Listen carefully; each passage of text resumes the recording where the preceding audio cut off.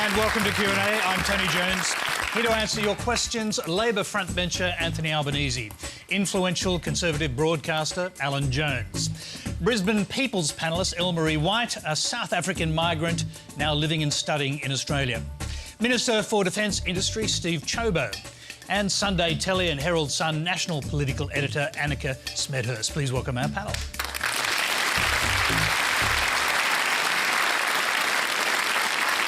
Thank you. We're asking our panellists to keep their answers to under 1 minute. Q&A is live in Eastern Australia on ABC TV, iView and News Radio. Tonight we're hoping to get to au pairs, bullies and coal. Our first question, however, comes from Abby Flynn. Julie Bishop has repeatedly polled above all other contenders as the most preferred PM in the Liberal Party. So, if the aim of the leadership spill was to increase the coalition's chances of winning at the next election, why did many members decide Peter Dutton was the man for the job? Doesn't this show that the spill was the politics of factions and not a serious attempt to improve the coalition's popularity? Elmari, I'll start with our People's panellist, Elmari Whyte. Well, I think exactly because he was the man for the job. I just can't see why the Liberal Party couldn't bring themselves to bring a woman to be in that seat and to be at the front of their party. I think the difficulty is just that they can't see a woman do that kind of job, no matter how proficient she might be and how competent she might be and how experienced she might be. And that is a real difficulty for the party to deal with. They did bring, Morrison brought a lot more women into the cabinet. So that's one concession, I suppose. It feels tokenistic. To me, it is almost to compensate for the fact that the person that a lot of Australians would have preferred in the job didn't get it. So here, and that's no disrespect to the women who've been put in that position, not saying that they don't deserve it necessarily, but that's how it felt to me. Steve Ciobo, you're a Dutton voter, we know that.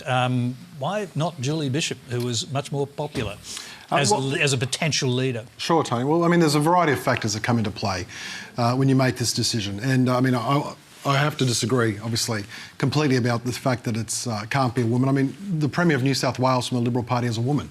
The fact is, yes, the numbers of women in the Liberal Party in terms of senior positions haven't been as strong as we'd like them, and I mean that sincerely, haven't been as strong as we'd like them. But the suggestion that the reason Julie didn't get the support was because she's a woman is fanciful. That is not the case. To go to your question, why did I back Peter? Well, look, ultimately what happened with the leadership in the Liberal Party was that there was concern that the government's achievements were not being effectively communicated. And after many years of really strong success, you know, we've created more jobs than any government in Australia's history and a variety of other outcomes like that. The party room felt we were not connecting with Australians about our achievements, and that ultimately was the trigger for the spill. Just a quick follow-up. Newspoll data had Julie Bishop polling either ahead of, as preferred Liberal leader, ahead of Malcolm Turnbull or just behind him, right up until April of this year. Why go for someone who wasn't even close in that race? Because, Tony, that's only one measure, that's why. I mean, ultimately, people make a determination. When I say people, I'm talking about those of us in the party room who make these decisions. I mean, you make a determination on a variety of factors. It's no different, frankly, to what we see, for example, in the Labor Party. I mean, you know, we mockingly refer to Albo as the people's choice. We know that he was more popular than Shorten, but Shorten is leader. So there's always a variety of factors that come in. I think we can stick with contemporary events. I'm sure it's still like to be the people's choice. It's only a week or so since this happened, and the question is, and I don't think it's really been answered, as to why Julie Bishop was ignored when she was clearly the more popular leader within your party. Well, she wasn't ignored, and I mean, I at the risk of repeating myself, Julie stood. She received some support, but not adequate support to get across the line. Because she was in the wrong faction. No, it's not factional at all. Let's say, I'll just go. Annika, I'll come back to you. Annika's followed this pretty closely. Not factional at all? Back to Abby's point, not only was Julie Bishop the most popular leader, I guess, amongst voters, everyone I spoke to in Labor said she was the worst case scenario for Labor too. They did not want Julie Bishop getting in. They thought she's got broad popularity across the country. Marginal seat holders want her in the electorate because she can swing votes. So it is incredible. But do agree that it wasn't just because she was a woman that she couldn't come through. It's been a terrible week for women in the Liberal Party, with Julie Bishop lost to the backbench and Julia Banks, a talented woman, resigning because of bullying.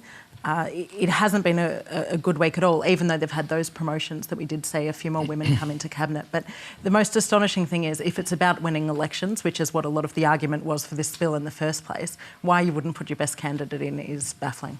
I'll go to Anthony Albanese. Would Julie Bishop have been a more formidable opponent in the next election than Scott Morrison? Obviously.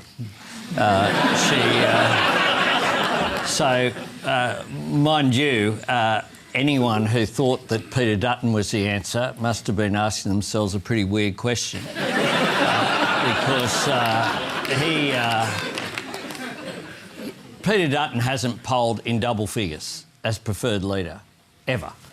And it's quite extraordinary that you had a coup against a sitting Prime Minister who had won 58 news polls in a row as preferred PM, was on 49% of the two-party preferred vote.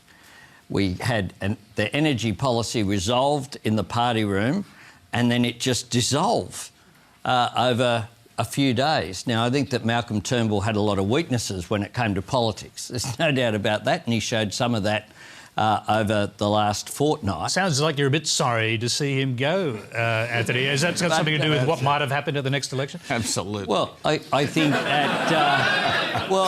I think in terms of the positioning, what happened with the change is our primary vote increased by 6%.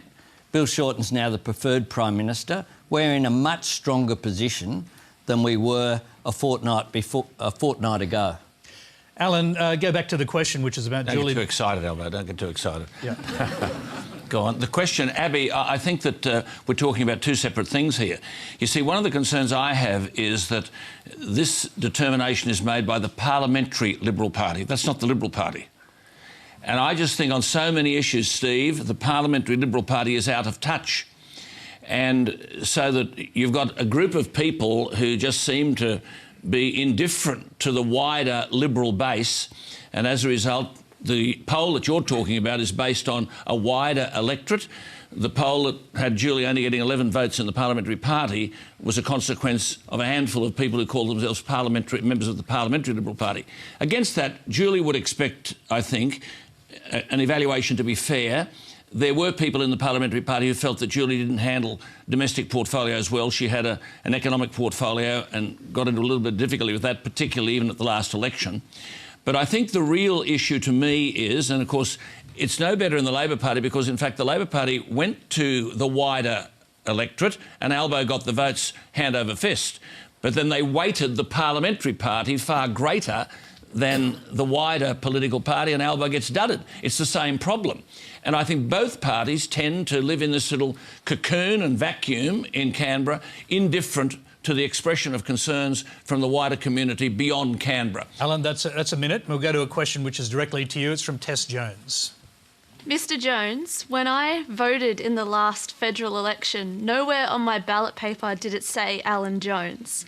Yet since our latest leadership spill, you have admitted to contacting Liberal MPs and urging them to change leader, making it clear that you're not only a broadcaster but a political player.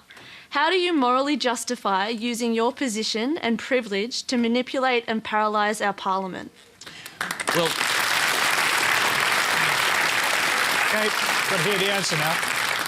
Well, very comfortably. Tess, I would have hoped you had rung a few people. Let's remember one thing. These people are meant to be representing us.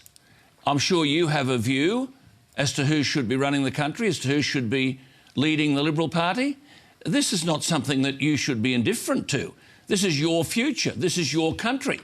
And I feel passionately about Australia. And yes, I had a view about who I thought should be leading the Liberal Party, and I made that view known. Who was it? Who was it, Alan? Because that wasn't absolutely clear from you. Yeah.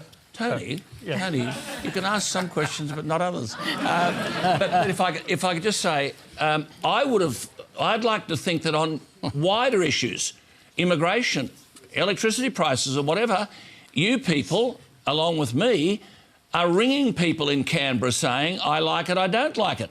I don't like what you're doing. We stand removed from all of this, and I don't think that's good for the whole political system. So I rang two people, actually, and I've indicated who one was John Alexander, who I'm the godfather to his kids. I didn't tell him who to vote for. I just urged him to recognise that this was a really critical thing. Who was the other one? No, it wouldn't be right to say who the other person was because I haven't indicated to that person that I would say so publicly. Was that a cabinet? I didn't tell anyone. Was it a cabinet level person? I didn't. No, I didn't tell anybody how to vote or what to do. I merely stressed, and I think this was important for every person. I stressed that this was a very, very important decision, and I think we should all get involved in this on a range of issues, not just leadership. Anthony Albanese, does any of this surprise you? I mean, we saw the kind of outcry, but it's not uncommon for people to contact, especially during something as critical as a spill, to contact politicians and give them their suggestions as to what should happen outside of Parliament. That's true, but some people have more influence than others, and when Alan says that people can contact, not everyone here has my mobile phone number, I hope. Alan does. One of the things in Alan's defence, though, is that he doesn't hide the fact of where he's coming from. So I don't mind at all as long as there's transparency there. If you listen to Alan's show, you can be in no doubt as to what his views are on issues.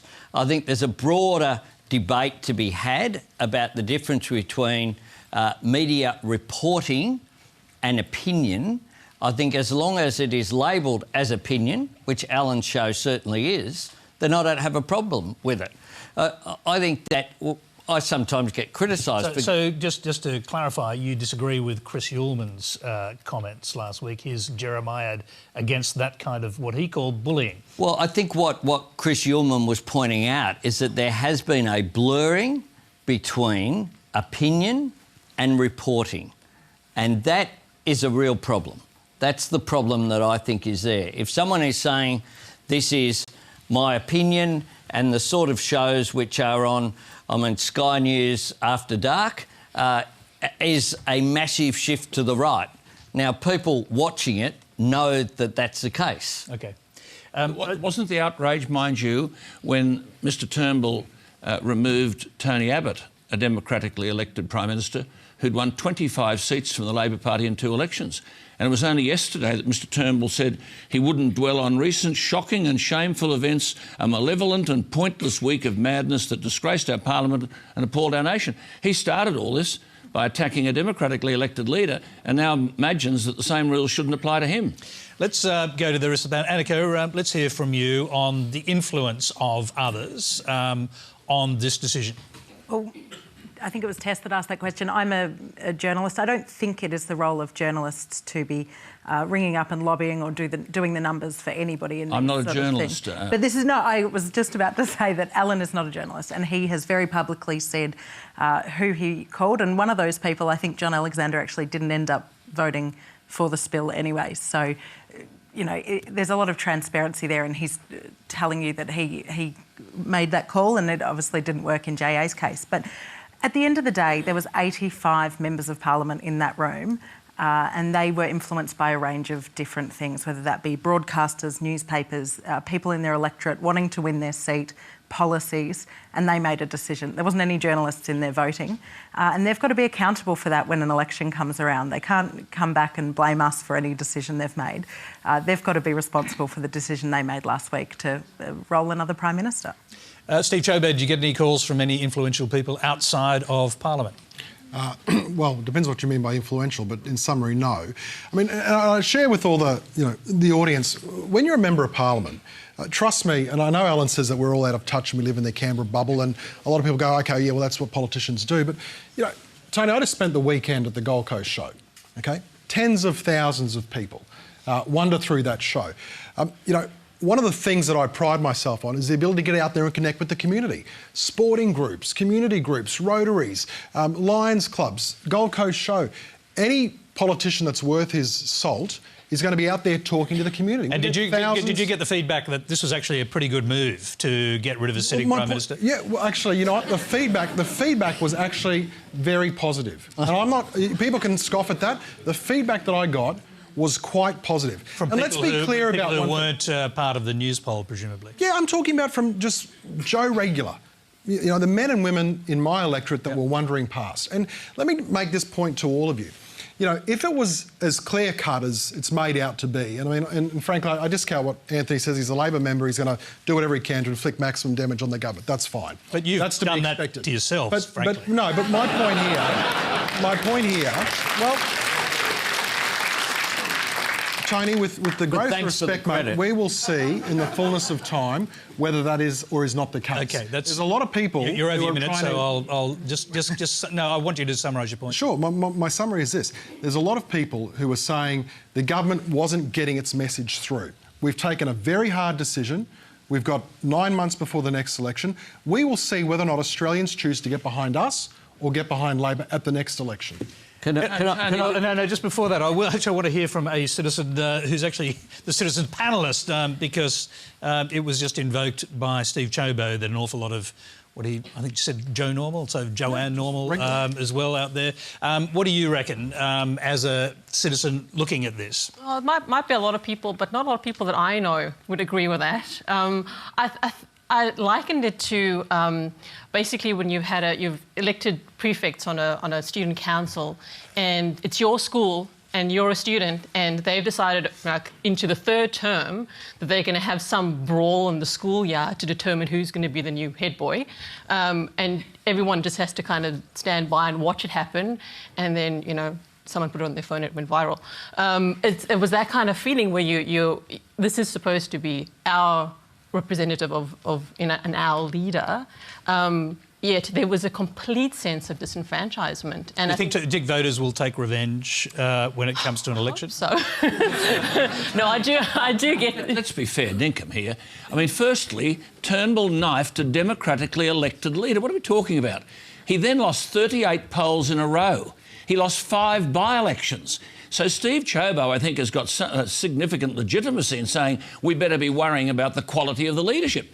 5 by-elections, they were going to win them. They said it was the big issue was the Labor Party. Yeah. These by-elections are about Shorten's leadership, nothing else. Okay. He loses 5 of them. I'm 38 polls. I'm going to go back to Elmari just to finish your point. Go ahead. Yeah, because people were happy to get rid of Turnbull, and they were.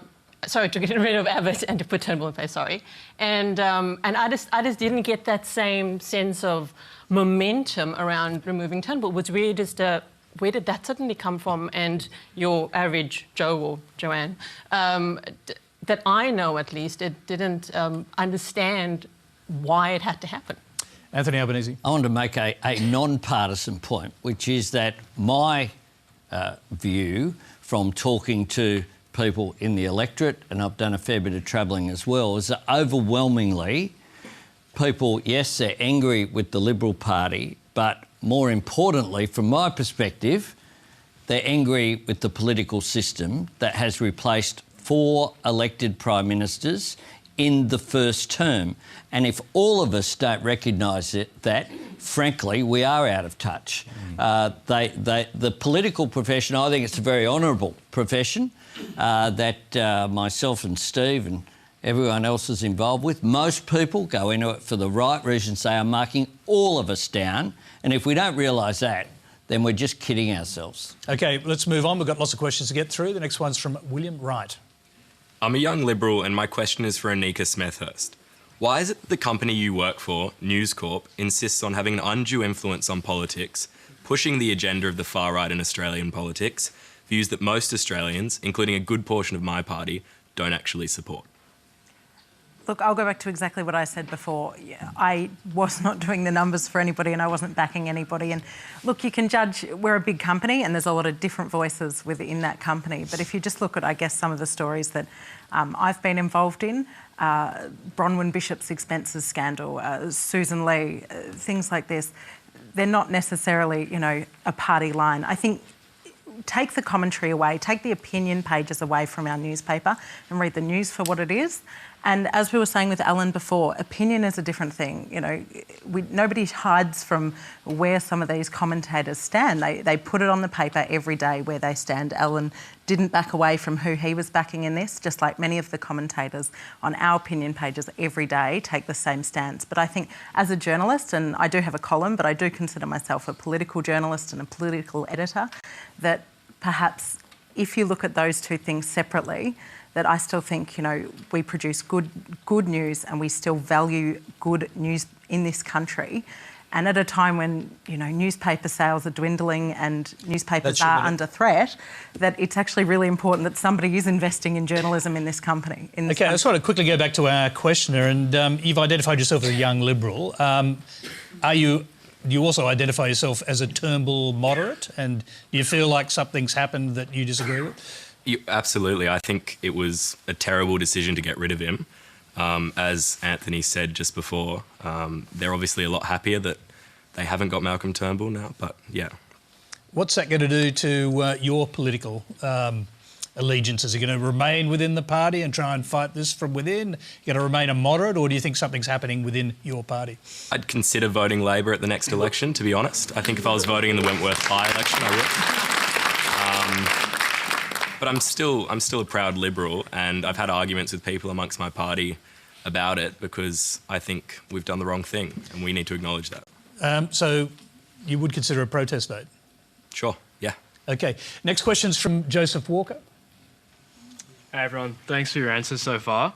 So given recent tectonic shifts in the political landscape in Western nations around the world, with the right generally becoming more protectionist and socially conservative, and the left more economically and socially liberal, are the small L liberal and conservative elements within Australia's centre-right party nothing more than bedfellows by historical accident? In other words, while it might have worked in the time of Menzies, is the modern Liberal Party nothing more than an untenable Frankenstein doomed to tear itself apart? Alan, I'll start with you. It's an interesting thought that these factions that we're now seeing have emerged openly within the party, although Steve Ciobo denies that, it has to be said. Are they going to tear the party apart ultimately? No, look, I just think that we're ignoring one or two realities here. The earlier caller, the previous caller up there who said it's a terrible thing that Turnbull's gone, I can assure you that the Liberal Party, if they continued on that leadership, would have not had volunteers at election day, at polling day. The rank and file had vacated the field. They objected to what Turnbull did to Abbott and a democratically elected leader. Now, beyond that kind of behaviour, and Anthony's right, this seems to have now become the norm, but beyond that, this business about the tectonic shift and so on, most of these issues are derivative of policy. Now, Trump won an election in America simply because people believed, the whole political class on the Democrats, that it was automatic that the worker and the battler was going to be looked after by the Democrats. Well, they actually felt that wages had collapsed and he promised to do something about it. Now he's cut taxes and he's cut energy prices, and suddenly the economy, there's fewer unemployed black people in America than there've been in 18 years. The unemployment levels are the lowest they've been for 41 years. And it's on policy that these things are going to change. There's a right-wing government in Italy. They've said, well, we can't go on like this with immigration. Merkel let everybody come in. Have a look what's happened in relation to immigration policy. These things are basically determined by policy. Okay. And when an existing party fails to answer the concerns of the electorate, then you can expect the electorate to say, we'll find someone else. We'll come back to you on some of those policy issues. Anthony Albanese, the Labor Party went through this in the 50s. Does it look like, the question is really asking, is the Liberal Party headed for some kind of split? Well, it could well be the case. When Alan and others speak about the base, what they're talking about is a group of people that don't exist in terms of that generational shift that's occurred. You look at issues like marriage equality.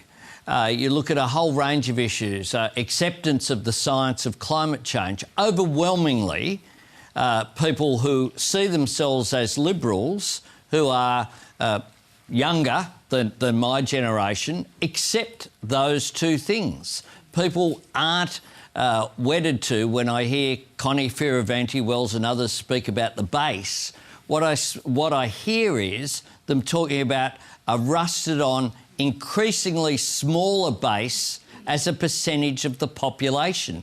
And unless change is permanent and nothing stays the same, if the Liberal Party aren't prepared to modernise and that they continue to hark back to essentially a reactionary position rather than it's not even a conservative position because there's not respect for institutions, I can see a real schism occurring and potentially a split down the track. Yeah, Steve Ciobo, first of all, I'd just like to ask you what you thought about the fact that a young Liberal would consider a protest vote, and particularly if he was voting in Wentworth, because that would cause more political damage to the government if a Liberal was not returned in that seat. Well, no surprises that everyone here has an opinion about whether or not Malcolm Turnbull should have remained Prime Minister or not. And this is part of the very active debate that we've obviously been having. But, look, ultimately what it comes down to is this. At the next election, whenever it is, at the next election, the choice Australians will make will be about the future of Australia, not about the past. I believe if you're voting based on something that happened 9 months ago, I think you're probably missing the bigger picture. The bigger picture is where do we want Australia to be in 12, 24, 5 years' time, 10 years' time?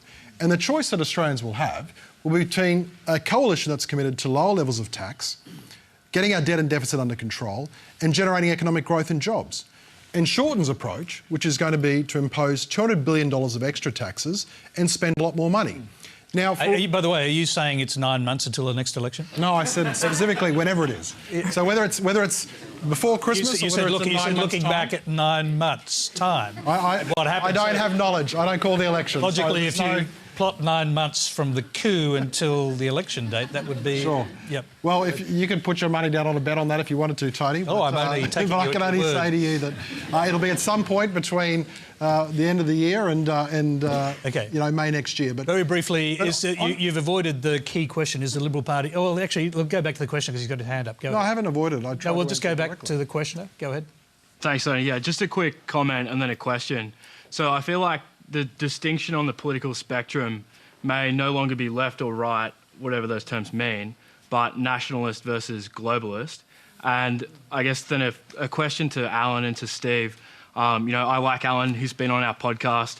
I like Steve as well. But the question was really whether they think that the Liberal Party remains philosophically coherent. So if I... well, yeah, you can pick it up, but you weren't really allowed to have another question. We should take it as a comment, but we'll allow quick answers. Steve. Well, what I'd just say quickly is that, this tradition of the so-called the wets and the dries, the small L Liberals and the big L Liberals, this is a long-standing tradition of the Liberal Party. I don't actually think anything has changed. You saw it with Howard and Fraser back in the day. And frankly, it's no different to what you see on Labor's side as well. Yes, we're front and centre at the moment because that's where the debate is. But it was only basically about 8 weeks ago, that Anthony Albanese, for all the talk, Anthony was trying to build momentum to potentially knife Bill Shorten, and again on policy issues. So all my point simply is that these things ebb and flow. It is a live debate, and you know what I think? I think live debate around policy is something to be embraced. Okay, so I'm going to hear from Alan because you were sort of part of that second question. Populism versus globalism. Well, that was what was... Yeah, but Tony, I'm a bit confused here. Look, in the last 2 weeks, we've seen the man that people are prepared to defend here, Malcolm Turnbull, in an appalling exhibition of character. This bloke took his toys out of the cot and he's taken off. He's left the party. He didn't thank the party when he made his farewell speech. He didn't thank his staff. He's taken off now. He's left the existing government, his government allegedly, without the numbers in the House. They're minus a person. He's not going to stand and fight for the Liberal Party in the seat of Wentworth. His son is telling everyone to vote for the Labor Party. My God, if this is the bloke who's the emblem of the Liberal Party's in trouble. No, the Liberal Party is not going to be divided. The Liberal Party will unify behind Morrison and Frydenberg. And Anthony's right, the gap in the polls is enormous. That will be repaired, and by election day, it will be a battle of how well it's done on the ground. And that's where the Labor Party are very, very strong.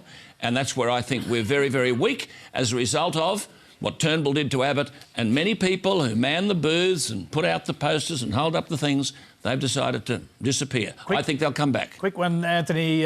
Parliament starts again next week with one man Looking forward to it. Yeah, I'm sure you are. Do you anticipate a no confidence vote from Labor, putting the government under real pressure, so the Speaker might have to climb down to vote? Well, we'll wait and see, but we will. There are a range of issues that remain outstanding. Peter Dutton's eligibility to sit in the Parliament remains outstanding. There's the issue of the misleading of Parliament. I mean, Steve Ciobo and the Gang of Five who stood up, went to the dispatch box and said, I support the Prime Minister, I'm not going to support a spill, and then did the next day. That's misleading Parliament. That's misleading Parliament. It's a very serious thing to do. And it was Used to be. Hang on, Malcolm Turnbull was the architect of the spill. There was no challenge. He went into the party room, terrified. This is the next day, Alan. Terrified. Hang on, We asked him after that. He went into the party room, terrified something was going to happen, and declared a spill. We there was asked no him challenge. that afterwards. There was no challenge. I think your stablemate Ray Hadley said there was going to be a spill 3 days earlier. But anyway, let's leave that aside. We've got another question from Joan Hughes. Where's Joan? Go ahead, Joan. Thank you, Tony. I asked this question with a very deep and frustrated heart. I think now for over a decade we've had a political system of getting rid of MPs because of factions and because of revenge. You mean PMs? PMs, yes. Yep. PMs in particular. And an MP saying that they won't, wreck their own parties, but we know that some of those people have actually wrecked their own party. So to me it seems like a little bit of a soap opera. Now we have Tony Abbott and Barnaby Joyce, who have done many things to disrupt their own parties, and they have been rewarded, I think, with these new positions. So my question is, what does that say to us as voters about renewal, about unity and about leadership? We'll start with Elmari. What do you think? Two special envoys. I would first like to know where this term even came from and what it's supposed to mean and what the title even means. It's bandied about and I think, again, as the representative of your everyday Australian, I think most of us don't really understand. And it just feels like, yes, in one way being rewarded or saying, well, we need to do something with these two people.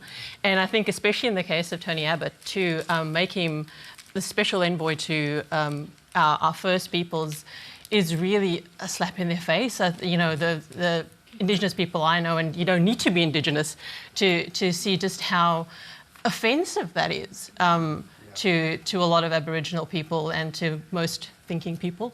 And I don't understand why our First People need a special envoy and why it has to be a middle-aged white guy. Annika, it's an interesting move. One thing you can say for sure is in both cases they'll be a long way from Canberra for a lot of the time. I think that might have been part of the strategy. But going back to that original point that over the last 10 years, we've had this constant turnover and factionalism. No matter who I spoke to during the week of the spill, and I spoke to a lot of Liberal MPs who had different reasons for voting the way they did, and believe me, some of them will, in their mind, legitimate. It wasn't because of media pressure. It was whether they thought they weren't going to win at the next election, or whether they were from Queensland and they didn't think Malcolm Turnbull played well up there. Whatever the reason, no one ever acknowledged the transaction cost of crossing to a new MP. That was never even a discussion that 6 to 9 months out from an election, that no matter who you support and whether you're a Liberal supporter or a Labor supporter, that we've seen the transaction cost the Labor Party had from going through Rudd, Gillard, Rudd, and there didn't seem to be that same acknowledgement. They don't seem to see the anger that you all feel, and our People's Panellists has tried to express, that we don't like this constant turnover of Prime Ministers. But going back to the point about the envoy, I think it is about keeping them busy. There's no money in these roles. The Remuneration Tribunal doesn't have a little position for envoy. I don't know how. I think there was a few extra staff perhaps promised. But look, they'll make of it what they can, these roles. And I think given some of the criticism levelled at both Barnaby Joyce and Tony Abbott for their role in some of the instability, I guess it's their turn now to show that, you know, they can actually do something with these envoy roles if they really mean it. Alan Jones, what do you think? Well, I think there's an element of political amnesia here. Do we forget? I just want to repeat, I mean, this is terribly repetitive. Where does instability begin? Brendan Nelson became leader of the Liberal Party. 2 days after he was the leader, Malcolm Turnbull marched into his office and said, "You are hopeless, you can't do the job, you've got to hand over to me, otherwise I'm going to inherit a party which will be a mess. Give it to me before it's a mess." So eventually he got knifed Brendan. Alan, there was an election. Well, there was an election by Tony Abbott. He won 25 seats in 2 elections, Tony Abbott, that's right. and he was knifed by Malcolm Turnbull, and that's what started this run. And then there was another election. Another election. Malcolm Turnbull was elected. Well, I repeat what I said before, Tony. Hang on. Well, hang on. I repeat, lost 14 seats. I repeat what I said before. There was no challenge to Malcolm Turnbull's leadership. He walked into the party room and declared a spill. There was no challenger. When he declared a spill and they called for nominations, Dutton put his name up. But this was orchestrated by Turnbull. No one else. He declared the spill. He would have been still Prime Minister. Well, he actually won the spill, so he perhaps should have been. Well, but let's move on. Ciobo. Well, the envoy role has a long tradition, and it's been on both sides of politics. I mean, Labor appointed Bob McMullen, for example, as an envoy to try to garner enough votes for the Security Council. So these roles are examples of where we try to pick up the skills. Look, irrespective of your politics, you can't deny that you know, Tony Abbott and the Deputy Prime Minister Barnaby Joyce don't have great skill sets. They do. And they actually provide a really important bridge to be able to coordinate efforts with respect to Indigenous Australians or the drought or a range of areas. And they can be that bridge between what the Parliament's doing, the ministers and the community. The suggestion that it's about getting people out of Canberra obviously is completely ridiculous. And the reason I say it's completely ridiculous is because we've just been talking about how tight the numbers are. So, you know, so people want to have their cake and eat it too. These are important roles. I think it's appropriate that we have senior people with a lot of, you know, experience behind them who can navigate their way around the community. That's the question a lot of people have been asking. Isn't that the role of the Minister for Agriculture and the Minister for Indigenous Affairs? They're going to have someone doing their job. No, it's not. The big difference is that when you're a minister in one of these roles, you're dealing with, you know, 30, 40, 50 different issues at any one point in time.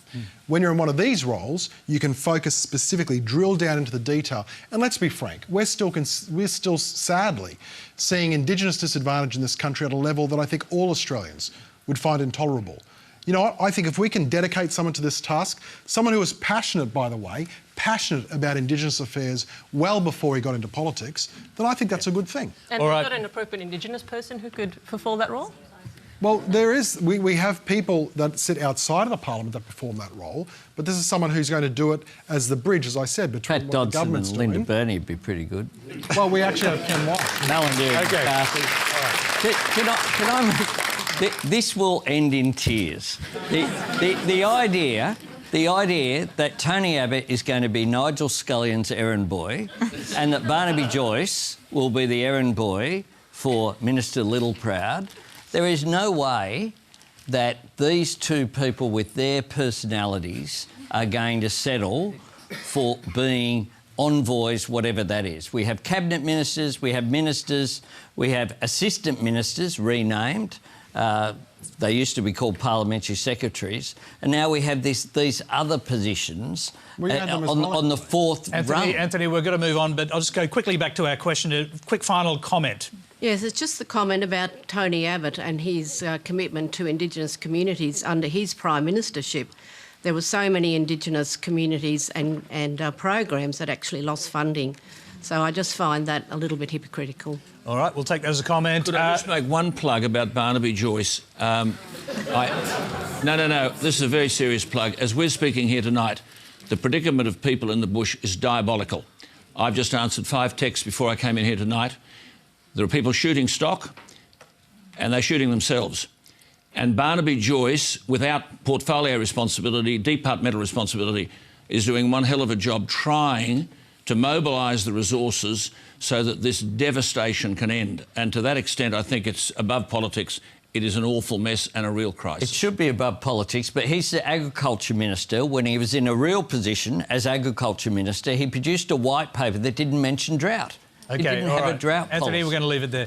Remember, if you hear any doubtful claims on Q&A, let us know on Twitter. Keep an eye on the RMIT ABC Fact Check and the Conversation website for the results. The next question comes from Ben Robinson. Thanks, Tony. My question's for Minister Ciobo. As a frontbencher in this new coalition government, can you please tell Australia once and for all, what's the go with the au pairs? Well, Minister Dutton intervened, as he does in around 900 cases a year, and used his ministerial discretion in the same way that Labor ministers have done it previously in relation to these matters. As I said, it happens around 900 times a year. We have representations that Labor MPs make to the minister, and we had interventions that Labor ministers have done previously. So the simple fact of the matter is that he's put it on the public record. He'll be held accountable on the floor of the Parliament, and that is the way that our system should work. Anthony Albanese.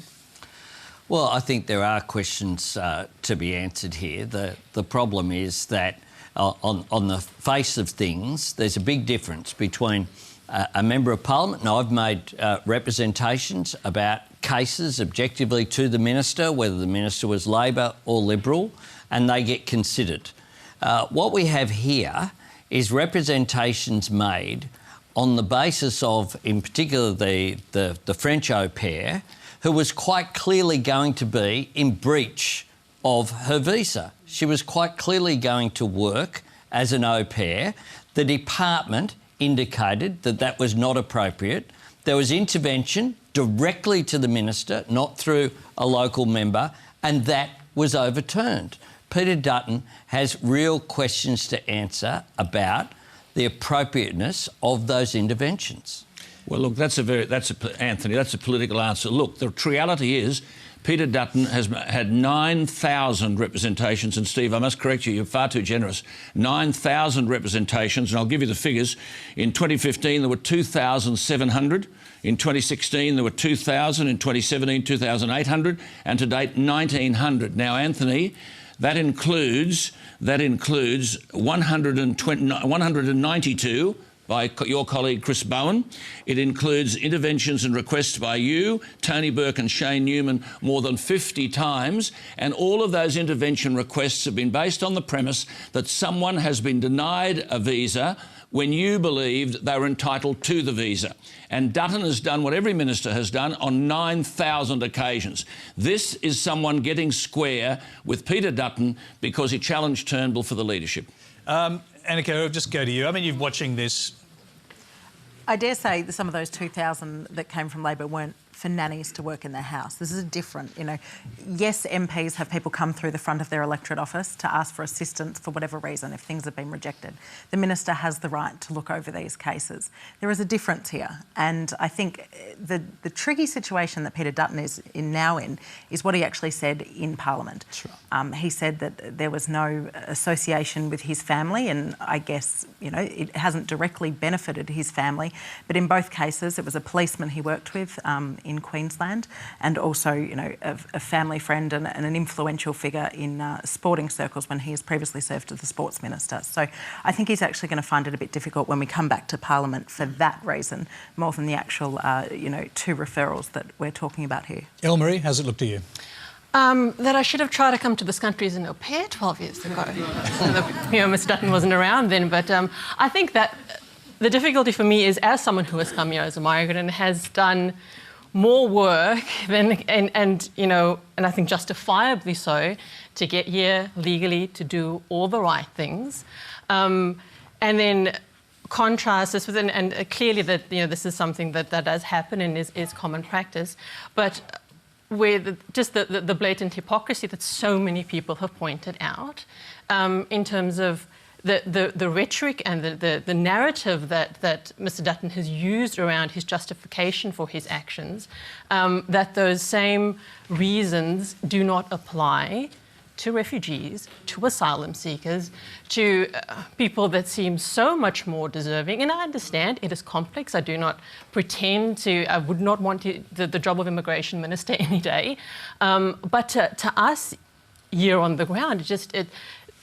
The discrepancy just seems With respect, huge. you don't know what issues Peter Dutton has had to confront. You're saying it doesn't apply to X, Y and Z. It does apply to refugees and a stack of people. You're not aware of the detail of those 9,000 people who've made representation to him, and I think this judgment of Dutton is manifestly unfair. You're making assumptions which can't be substantiated. Alan, what people are aware of is that they haven't heard the words compassion and justice from Peter Dutton except over the au pairs. Over no one else have they used that term.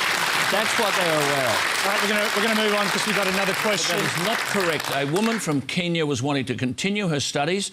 The visa was not extended, and Peter Dutton, you talk about compassion, intervened because she had cancer, and he said these circumstances were such that this visa should be granted to this woman so that she can stay here. Don't start suggesting that you've got a monopoly on compassion, Albo. I'm not doing that. I'm saying that Peter Dutton has made a political career out of a persona which is the anti-compassion.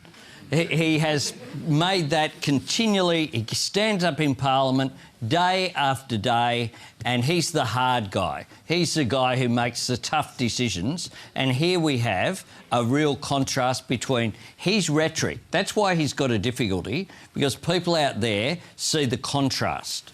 OK, let's move on. We've got another question. It's from Colin Siegel. Thank you, Colin. Thanks. You know, Member of Parliament Craig Laundy is past his prime when he wants bullying investigated with regards to Julia Banks resigning.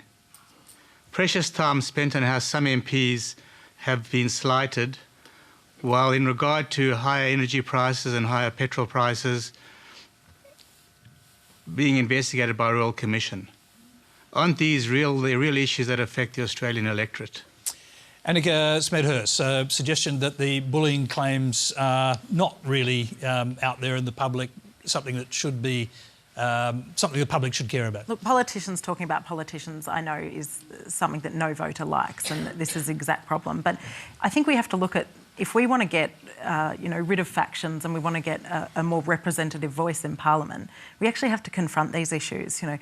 To think that it was easy for Julia Banks to put her hand up and say, actually, I was bullied, and I believe Lucy Gachuhe is now saying she's going to use parliamentary privilege to name people that made them. She had to show her ballot, she alleges. So, look, I think it is important, and it might be, terribly annoying, and we all just want to move on with policy, but if you want more representation, fairer representation, a more sort of cross-section of society to enter politics, this is something we have to confront. And there is a lot of people that are not only claiming bullying in the Liberal Party after what happened last week, but we've seen a lot of politicians come forward, not just women either. So I actually think it's something that all parties are going to have to confront if they want to make it a better place for people to work and to attract better people to Canberra. Annika, the details aren't out there at the moment as to who bullied Julia Banks. And on whose behalf? I mean, could this have ramifications for the new Prime Minister?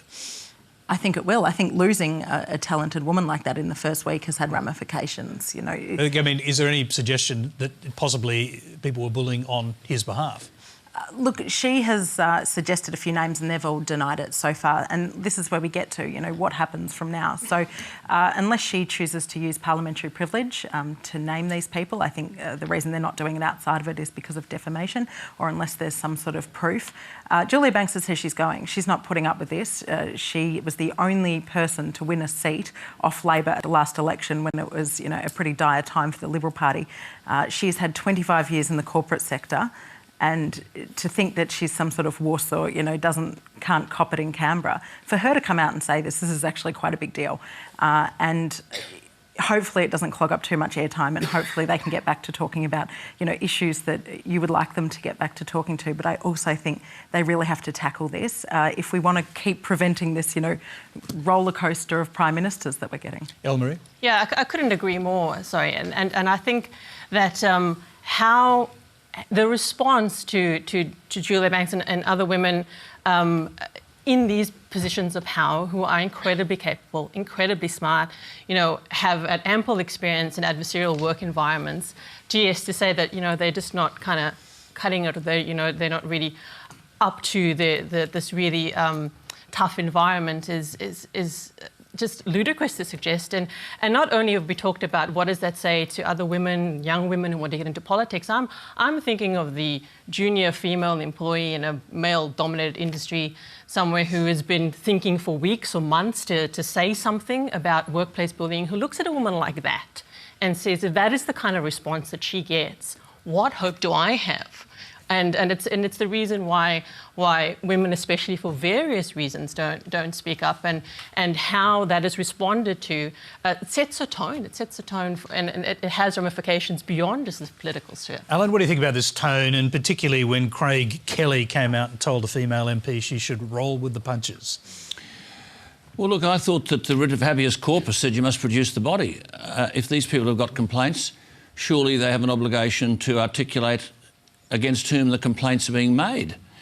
Otherwise, anyone can stand up and accuse anyone of anything.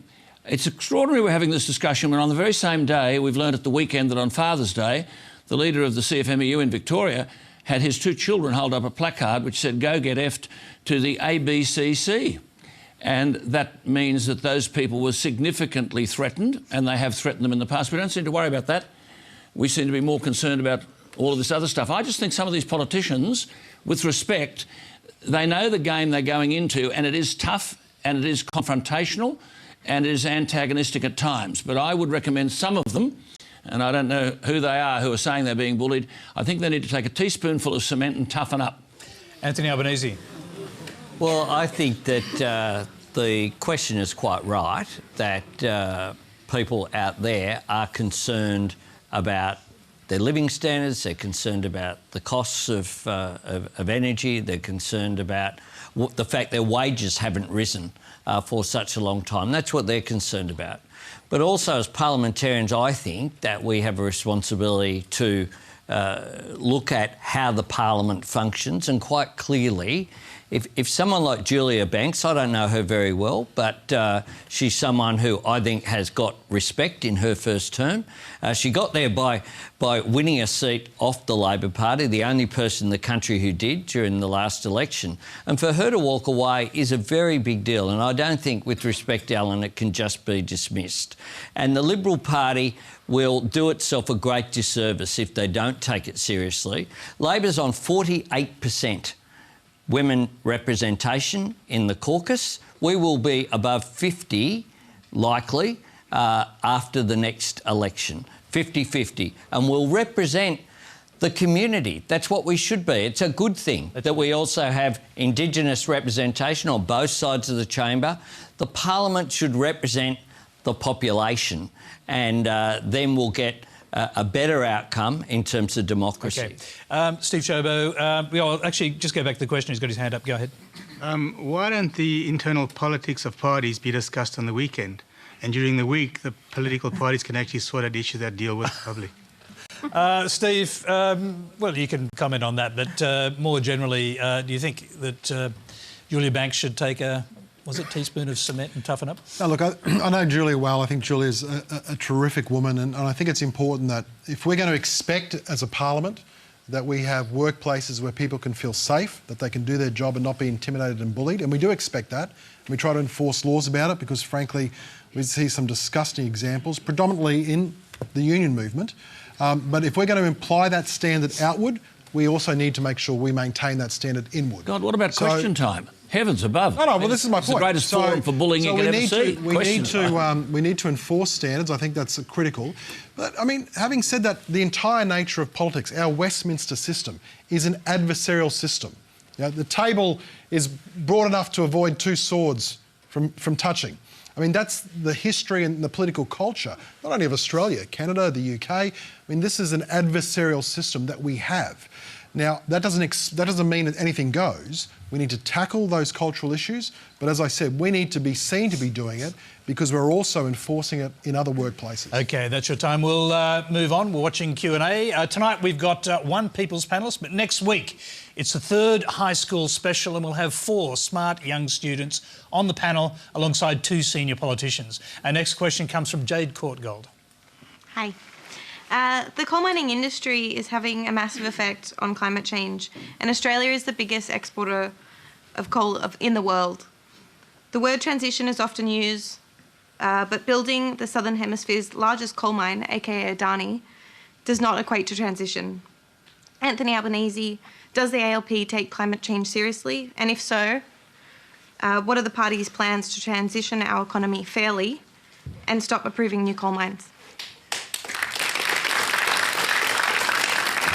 Well, the Labor Party certainly does take climate change seriously, and what you need to do in terms of if you're serious about having a national approach and indeed a global approach is to make sure you have the right policy mechanisms in place. So internationally, that means being a part of the UN Framework Convention on Climate Change negotiations and outcomes and supporting them being binding.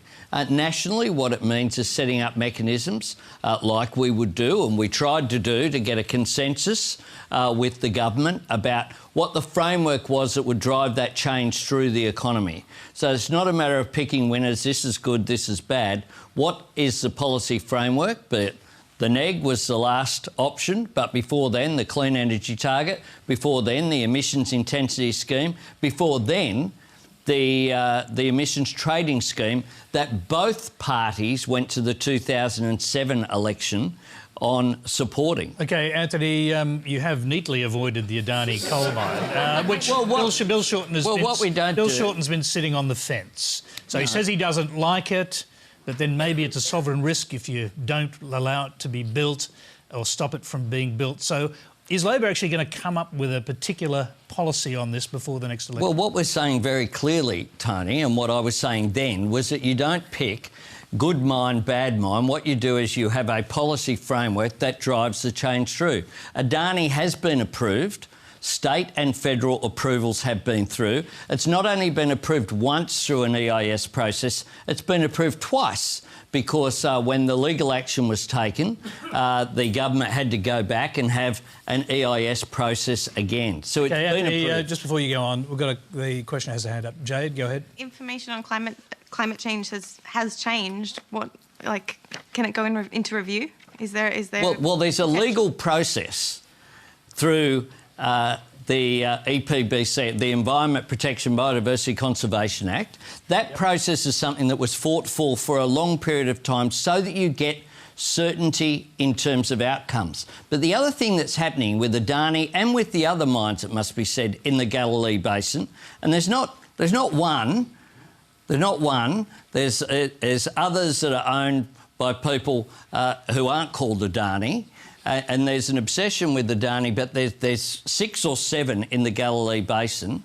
And what is happening, though, specifically with Adani, is that it hasn't been able to get the financing. Okay. Because Anthony, we're going to have to get you to wind up because you're beyond your minute. But, because what's occurring is that the global market for coal has collapsed. Renewables are now cheaper, and renewables, no doubt, are the future. Alan.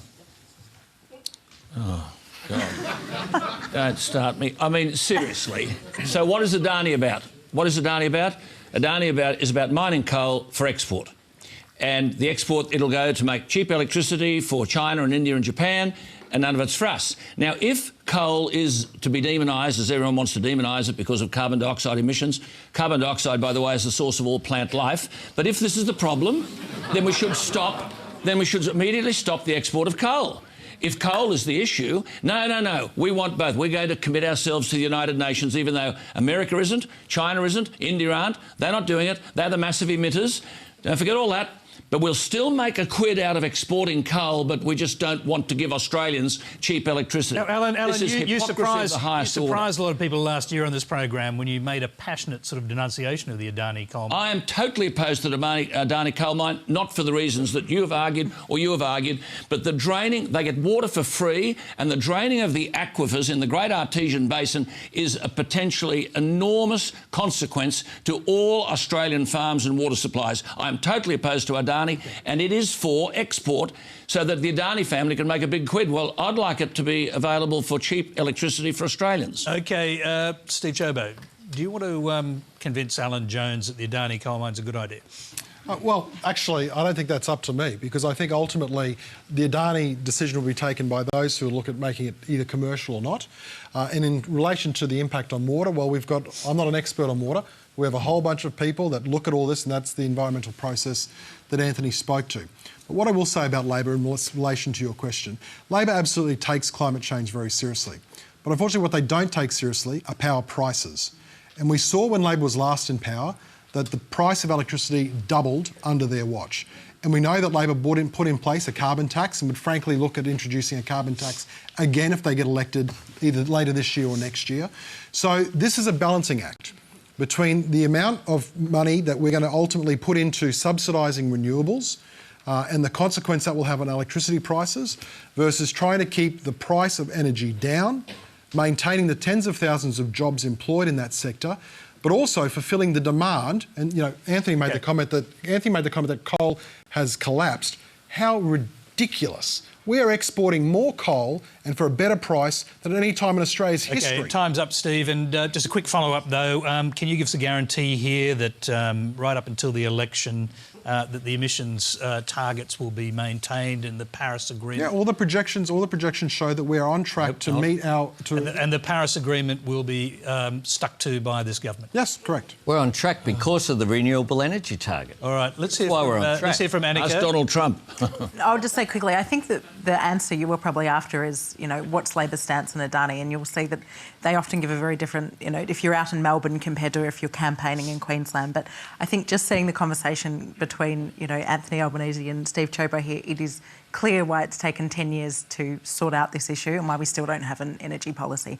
It is toxic politics. It's so hard to get right, and so far nobody's been able to. It's about exporting coal, which no one apparently wants because of climate change. I can't believe it. I mean, it is a strike. I checked the Indian courts, by the way, about the Adani record. Are they people in the Indian courts of good character?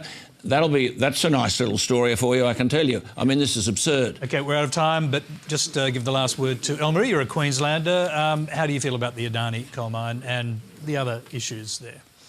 I approach this purely as not so much as a Queenslander, but as a mother, and I don't have a particular opinion on Adani so much, but we're just talking about energy policy and the environment and how we approach climate change and how all these things interlink, and the fact that the lack of consensus and the fact that time is just rolling on, and the effects are being felt all around us, and at what point do we actually come to some kind of consensus about where we stand and what we are doing so that the Australia that we leave for my children and my grandchildren is a sustainable one.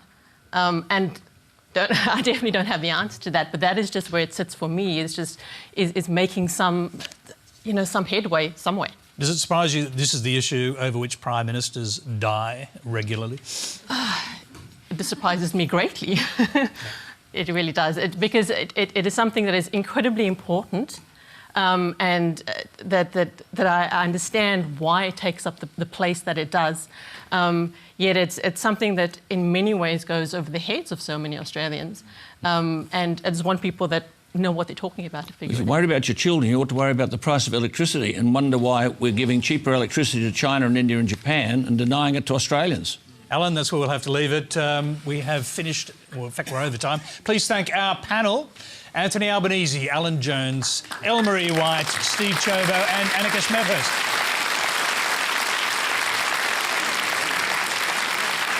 Thank you very much. Now, you can continue the discussion with Q&A Extra on News Radio and Facebook Live, where Tracy Holmes is joined by the Chief Executive of the Laureate Foundation, Linda Brown. Now, next Monday, it's Q&A's third high school special. Live from the Australian National University, hundreds of high school students audition to join the panel. Here's the four we've chosen.